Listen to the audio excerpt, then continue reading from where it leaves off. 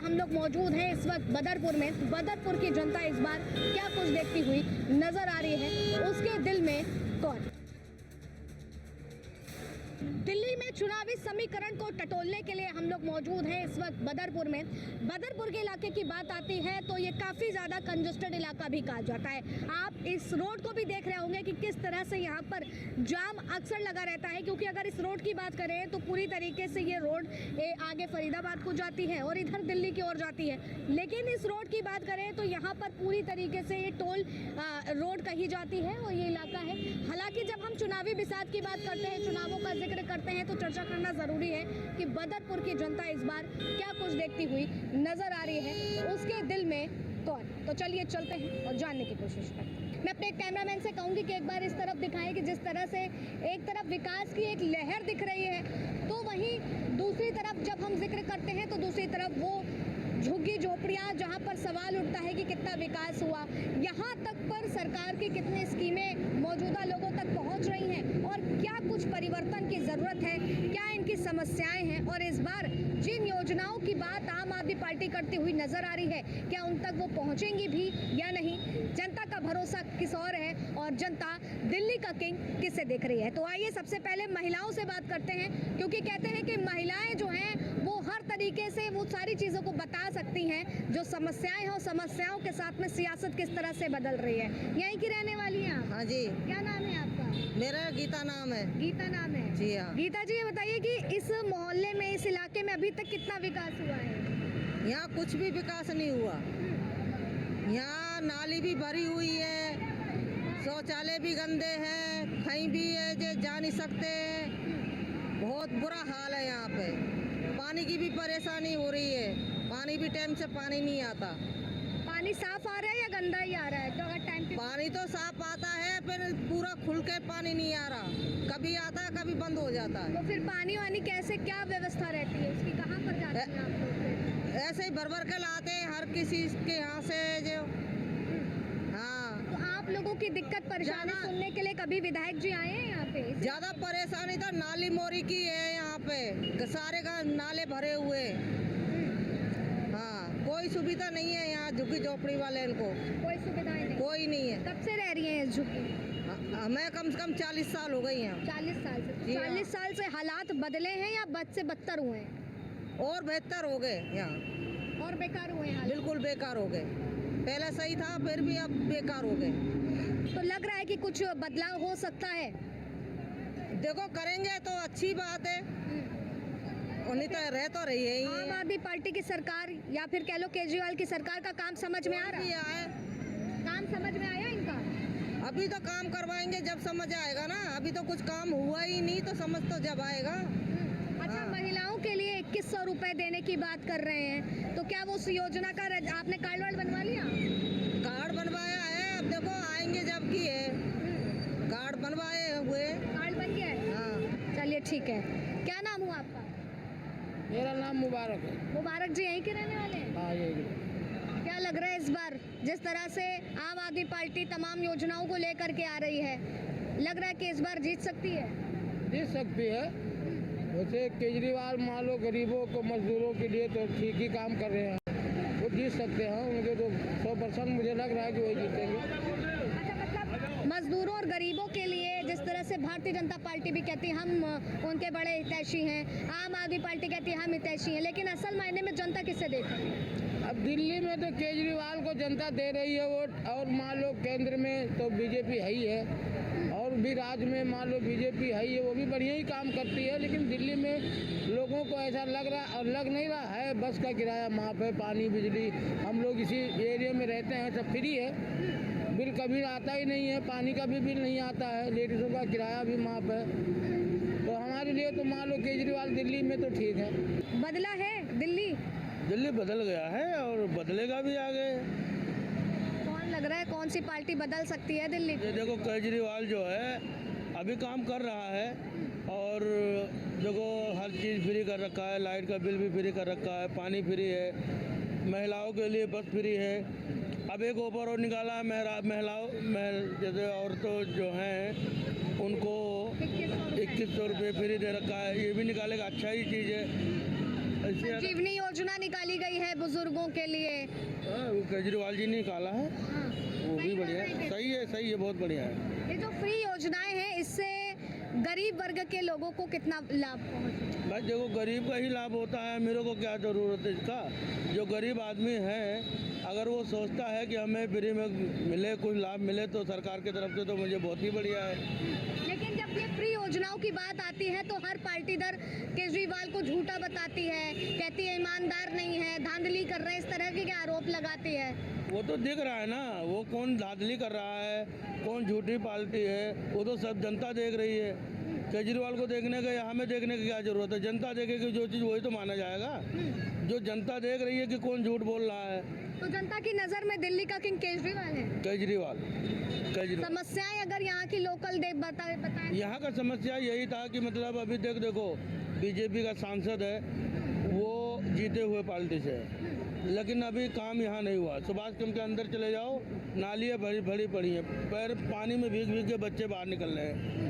अब परेशानी तो है। अब ये चौधरी राम सिंह नेताजी के ऊपर हम लोग संभावना रखते हैं और भरोसा भी रखते हैं। टिकट भी दिया है आम आदमी ने टिकट भी दिया है, तो हम राम सिंह नेताजी को ही एकदम संभावना दे रहे हैं और जिताएंगे भी। विदुड़ी जी कभी नहीं आए इलाके में चक्कर लगाने? बिदुड़ी जी यहाँ नहीं आते हैं, कभी नहीं आते हैं, इस इलाके में आते ही नहीं है। अब क्या मतलब है, उनको क्यों नहीं आते हैं ये तो वही जानते होंगे, लेकिन यहाँ नहीं आते, कभी नहीं आते। तो लग रहा है कि विधायक बदलेंगे यहाँ से तो फिर यहाँ का पर काम होगा। हाँ, यहाँ के विधायक अब की बार बदला हुआ है। अब की बार नेताजी आएंगे, 100% एकदम आएंगे, क्योंकि सारा जनता जान चुका है कि अगर आएंगे नेताजी तो ही काम होगा, नहीं तो नहीं काम होगा। चौधरी राम सिंह नेताजी।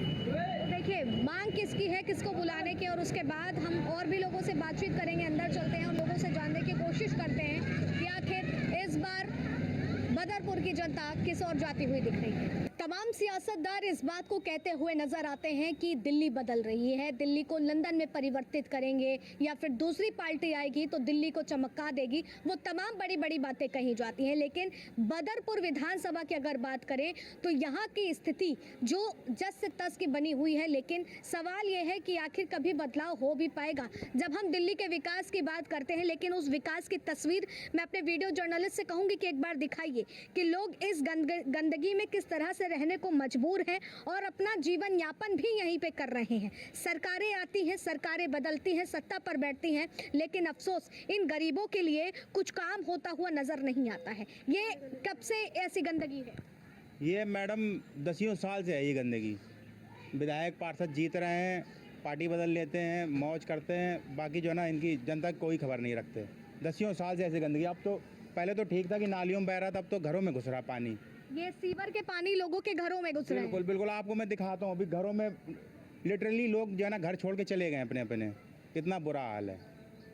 ये झुग्गियाँ कब से हैं? यहाँ पे लोग कब से रह रहे हैं? मतलब ये मैडम 35 से 40 साल हो गए इन झुग्गियों को। 35 से 40 साल हो गए हैं और उससे बद से बदतर हालात होते जा रहे हैं। बद से बदतर डेली हो रहे हैं। नेताओं ने केवल वोट लेने के अलावा यहाँ पे कुछ नहीं करा। कुछ नहीं किया। लोग लुभावने वादे, दिल्ली को लंदन बना देंगे, पेरिस बना देंगे। ये ऐसे पेरिस में ऐसे बहता होगा, मेरे को तो यही लगता है। वो पेरिस देख के आते, दिल्ली को ऐसा बना रहे हैं। बहुत बुरा हाल है। तो लगता है कि कुछ परिवर्तन हो पाएगा, सरकारें जागेंगी? क्या जागेंगे सरकारें? जब आंदोलनों से सरकार नहीं जागी, जो आंदोलनों से सरकार बन के आई वो भी अब जो है ना ऐसे ही हैं।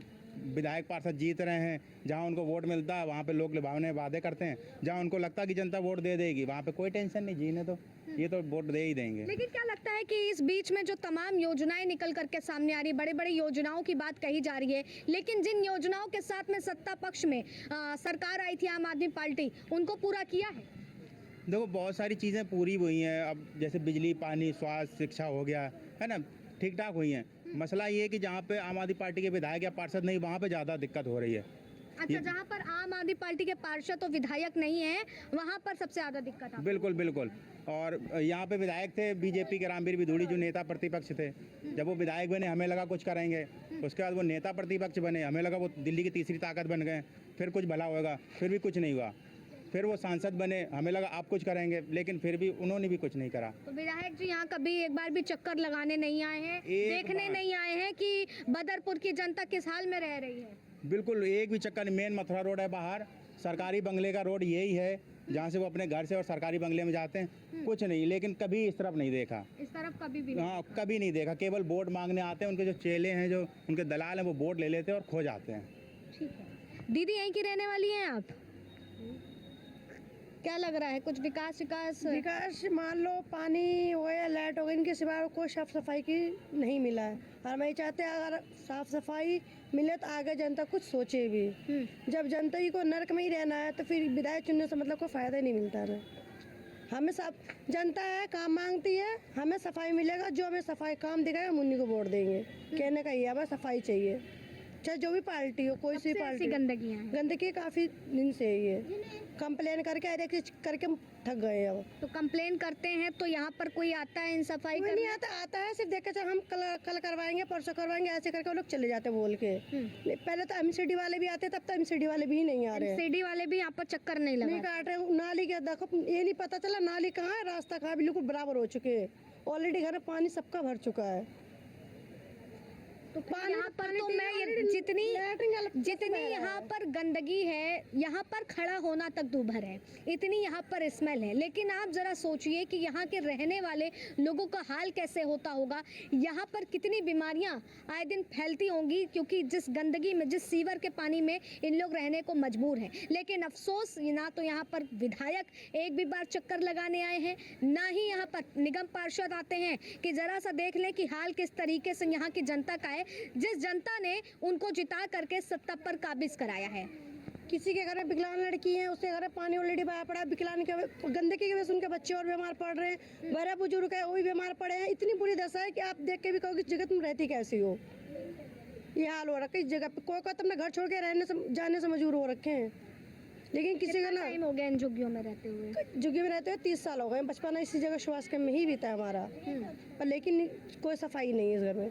तो 30 साल से ऐसी चीजें चलती आई हैं या हाल फिलहाल? मान लो अगर ये हमारे राम सिंह जी उन्होंने जीता था, पार्सल उन्होंने जीता था, तो उन्होंने नाले को ढक के नींटर डलवाया था। उनके बाद ये राम सिंह हारते हुए चले आए, उनके हाथ में सत्ता नहीं है। फिर जीता रामवीर भी, वो राजू निर्मल जी ने जीता केजरीवाल की साइड से, उन्होंने अपनी पार्टी चेंज कर ली। उनसे बोले कर हमारे हाथ में सत्ता नहीं है। तो जब किसी के हाथ में सत्ता नहीं है तो किसके हाथ में सत्ता जाएगा, कौन सफाई करवाएगा? हमारे कहने का मतलब है जिसके हाथ में सत्ता जाएगा, जो हमारी साफ सफाई देगा हम उन्हीं को वोट देंगे। फिर तुम्हें जनता से तो मतलब नहीं है कि वोटिंग के टाइम पे तुम्हारी जनता से मतलब होता है, वोटिंग होते तुम कहते हमारे किसी से जनता नहीं है। उन्होंने जब राम सिंह नेताजी जीते थे तो सबको घर घर पे चद्दर भी दिए थे जिनके नहीं था। उनकी पार्टी जब तक जीती है, जब तक पब्लिक को सब चीज की सुविधा मिली है। जब से उन्होंने हारा उनकी, क्योंकि उनके हाथ में ना कोई सत्ता है ना में कोई सुविधा मिल रही है।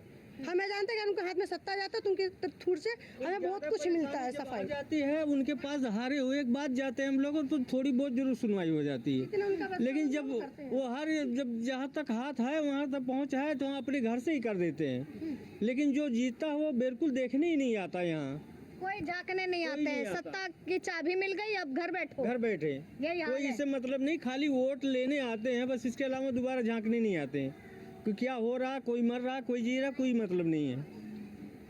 क्या लग रहा है अम्मा, बदलाव होगा कुछ? कहाँ बदलो, हम तो डूब रहे हैं उधर नालक पानी में, घर दुआरे में। पर ये सरकारें तो कह रही हमें जिताओ, हमें जिताओ, हम आएंगे सफाई कराएंगे। लगता है जीता तो 13 जने जुट रहे हैं, कोई है तो नहीं, घर ही डूब जा मर जाए तो कोई आते नहीं है मौके पर। भाजपा प्रत्याशी नारायण दत्त शर्मा जी मौजूद हैं, जो बदरपुर से प्रत्याशी हैं। क्या चुनौती देख रहे हैं इस बार आप अपने लिए? कोई चुनौती नहीं है, जनता चुनाव लड़ रही है। जनता चुनाव लड़ रही है, चुनौती कोई नहीं है। लेकिन मुद्दों की अगर बात करें तो मुद्दों को आप कैसे देख रहे हैं? क्योंकि जो यहाँ से विधायक जी थे अब वो सांसद ही बन गए हैं, लग रहा है इस बार जनता आप पर भरोसा जताएगी? हर गली उनके विकास को बोलती है, हर रोड उनके विकास को बोलता है, हर जमीन उनके पार्क को बोलती है। तो आज जो ये चुनाव हो रहा है विकास के नाम पर और पैसे के नाम पर, एक पैसे से चुनाव लड़ता है और एक विकास से चुनाव लड़ता है। विकास की बात तो वो भी कर रहे हैं, 10 साल पहले लंदन बनाने की बात भी कर रहे थे दिल्ली को। तो दारू के ठेके की भी बात कर रहे हैं ना, सीस बैल की भी बात हो रही है ना जी। तो कैसे फिर इन सारी चीजों को देख रहे हैं? अगर देखा जाए राम सिंह नेताजी आपके कॉम्पिटिटर पे खड़े हैं, कह रहे हैं दबदबा हमारा भी है। देखिए 2013 में भी नेताजी को इस बदरपुर की जनता ने नकारा था, 2015 में 85,000 वोटों से नकारा था, और 2020 में तो बहुत उस वक्त आम आदमी पार्टी का माहौल था, उसके बाद भी बदरपुर की जनता ने उसको नकारा है।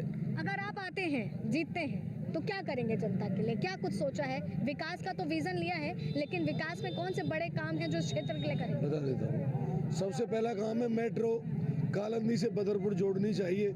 ये नालियाँ जो भरी पड़ी हैं इनमें सीवर डलना चाहिए। एक बड़ा हॉस्पिटल बनना चाहिए। एक डिग्री कॉलेज और स्टेडियम बनना चाहिए। ये जो 3-4 प्रोजेक्ट हैं ये बड़े हैं। और एक गंगा जल की जो लाइन है वो हर आदमी को पानी मिले गंगा जल।